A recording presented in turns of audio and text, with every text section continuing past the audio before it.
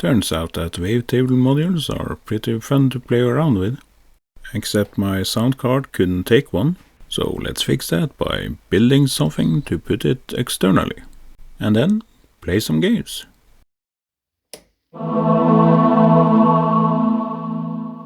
Still here?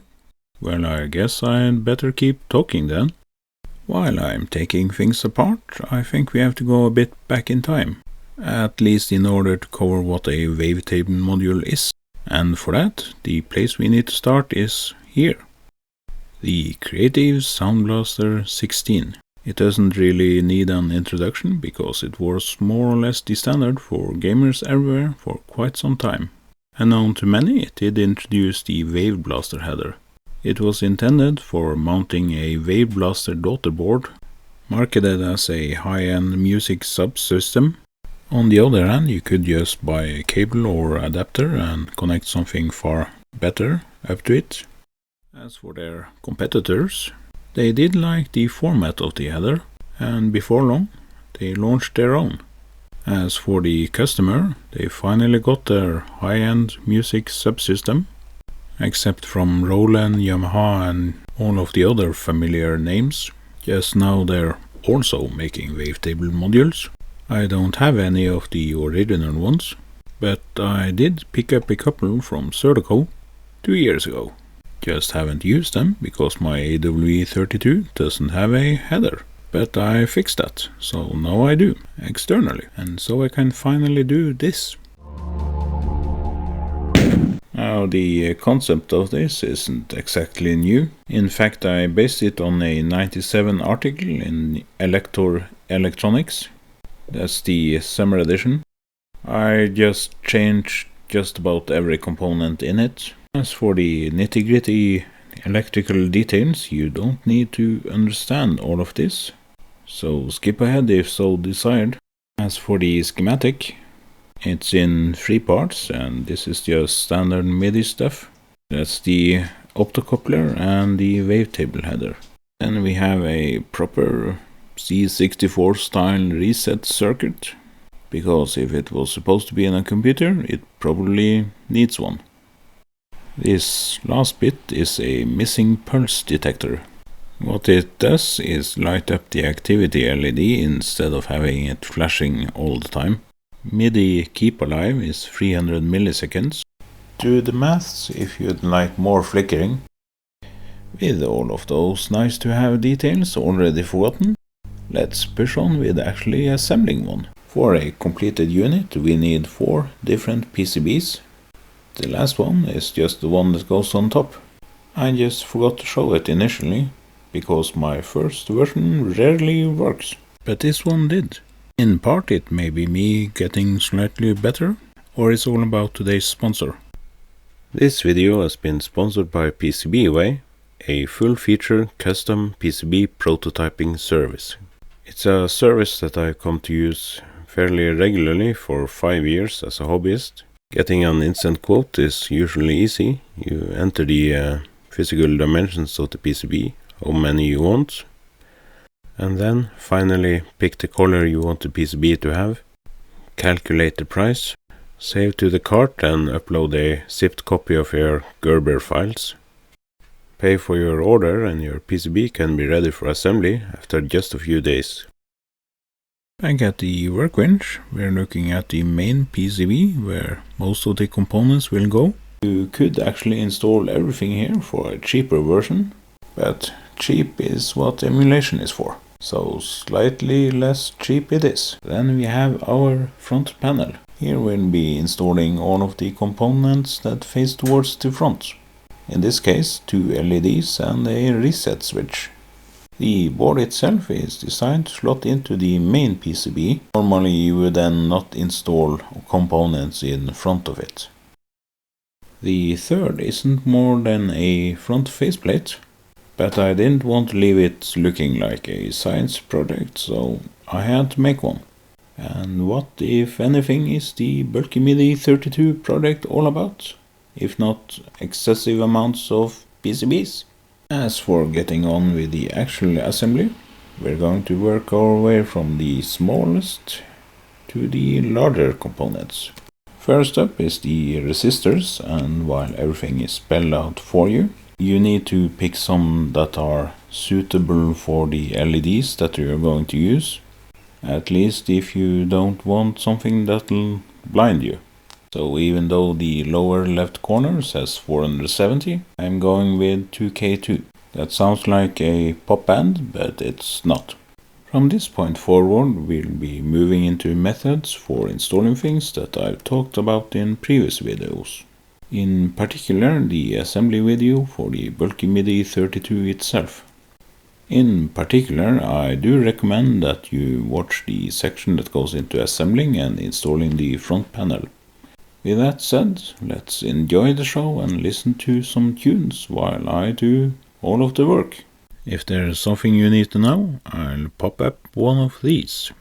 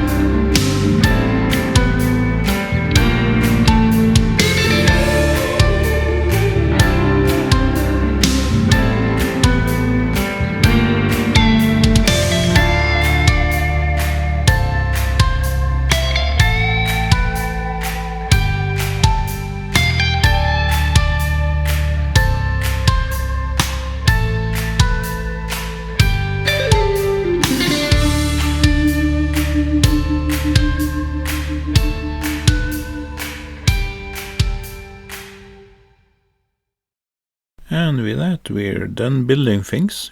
So I guess we're also done with the quiet parts. It takes a 5V supply, so let's plug that in and see if something explodes. And success! That's not a lot, but it should be enough that we can try it out with an actual wavetable module in it. Of course it won't be doing anything by itself. For that we first need to pick a module and install it. Preferably the cheapest one out of the pack, so Dream Blaster S2 it is. As for the different vendors that made these back in the day, they don't seem to agree on pin numbering, so you can't trust the markings on various devices. What that means is that you can trust the numbers printed on it, but they have to be physically where they are, so make sure to plug in the module as shown. For some MIDI data, let's have DOSBox give it a go. Can't do ScumVM all of the time. Anyway, check out some of my previous videos for the specifics, because there's a little bit of setup that, well, needs setting up.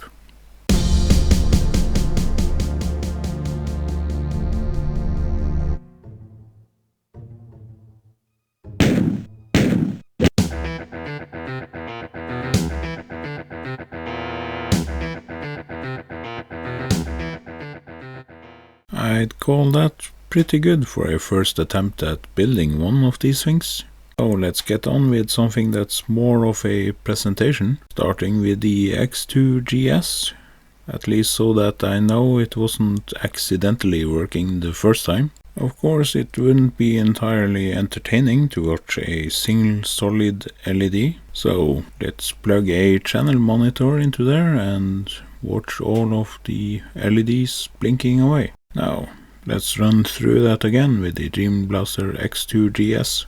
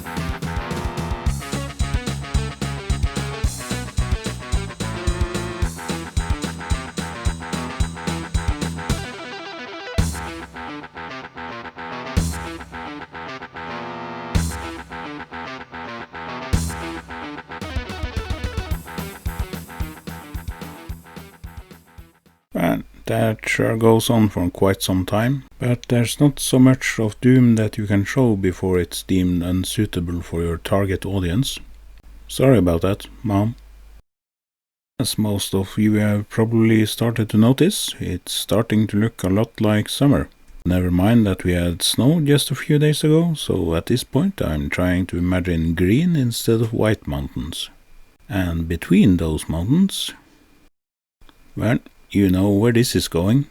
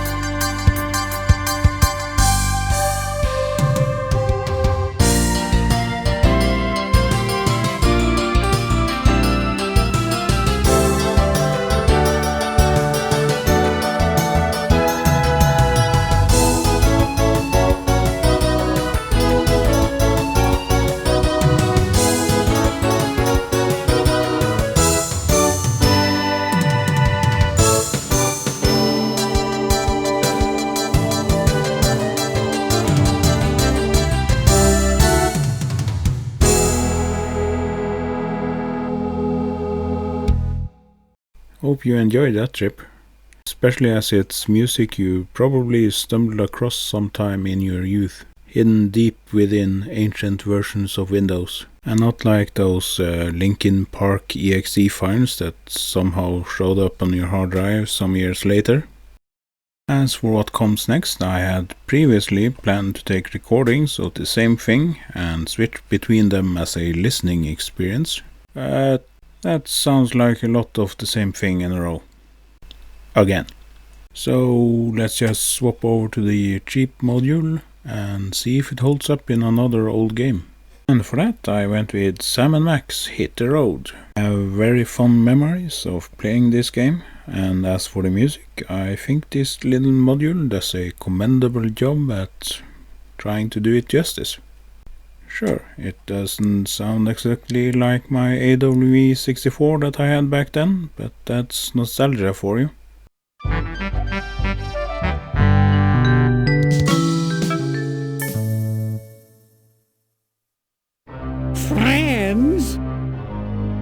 Friends?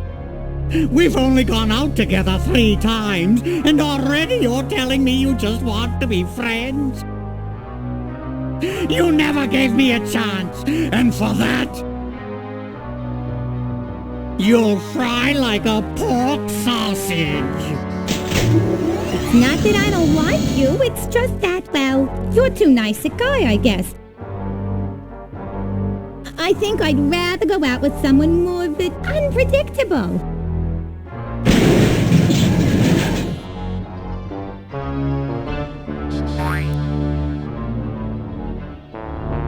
Hello.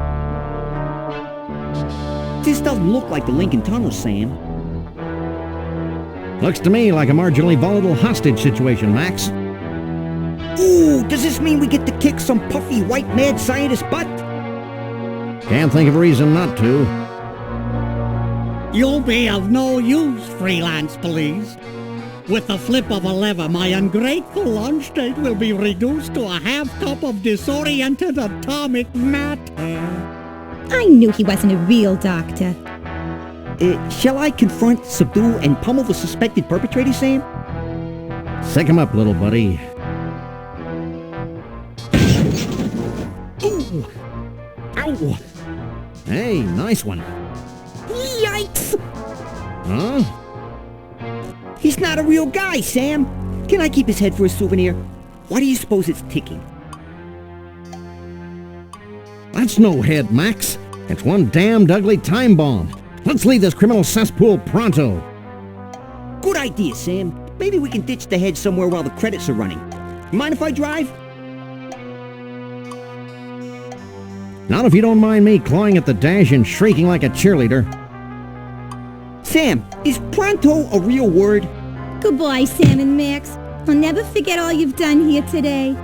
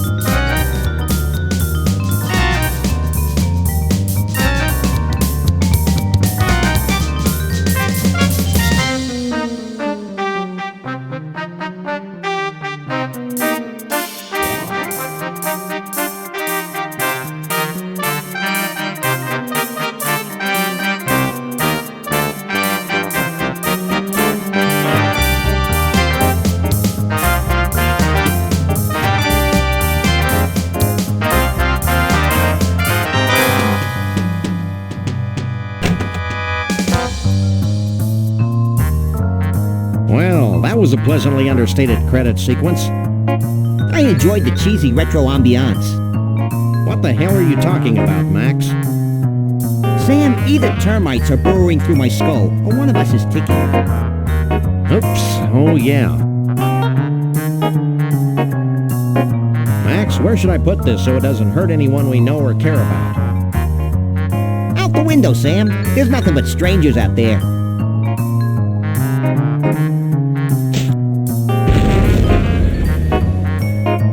I hope there was nobody on that bus. Nobody we know, at least.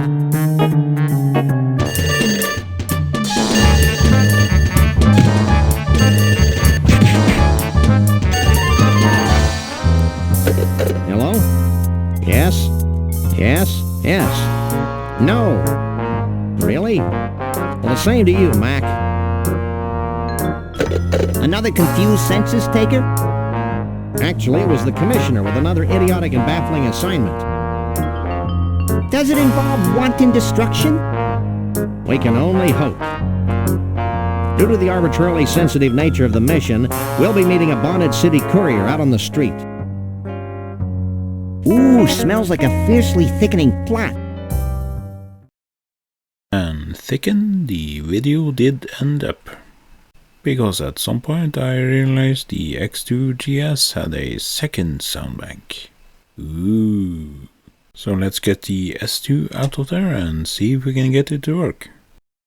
You need to send it specific MIDI messages to do that, but it comes with a special crafted MIDI file to do exactly that, so let's just load it. Going by the label, my user bank should be filled with something called Buran. And that's all there was to it.